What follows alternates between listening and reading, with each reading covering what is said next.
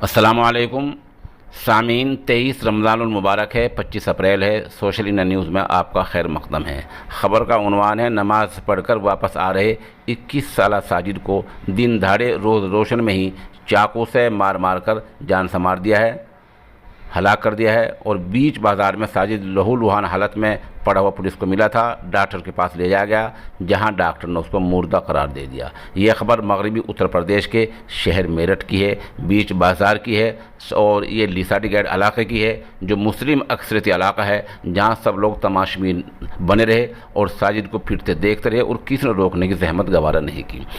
साजिद की उम्र 21 साल बताई गई है और पूरा मामला सीसीटीवी कैमरे में कैद हो गया है। किसी गैर ने नहीं मारा, बल्कि उसके 3 हकीकी सगे चचाओं ने मारा है। और बताया जा रहा है कि मामला सिर्फ 100 गज के मकान पर है। झगड़ा 100 गज के मकान पर जायदाद का झगड़ा है। इसी झगड़े को लेकर 3 सगे चचाओं ने 21 साला साजिद को मौत की नींद सुला दिया है। मामला 24 घंटे पहला है, मुलजिम अभी फरार हैं। खबर थोड़ी और तफसील से सुन लें।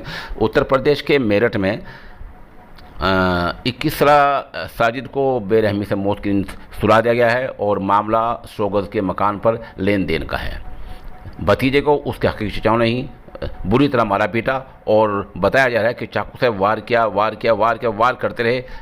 एक बार की वार कर चले गए, एक ने मुड़ कर देखा साजिद अभी जिंदा है, सांस ले रहा है। फिर दोबारा उसका गला रेत दिया, फिर उसका गला भी काट दिया।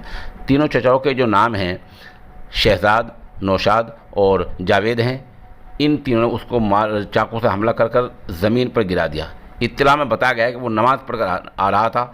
जैसे ही वो उनको वहाँ से निकला, और ये लिसाडी गेट इलाके का वाक़या है, वो मिला तो उसको पहले नीचे गिराया गया, दोनों उसको पकड़ा और एक ने उसको चाकू से बार बार हमला करते रहे और तीनों मौके से फरार हो गए हैं।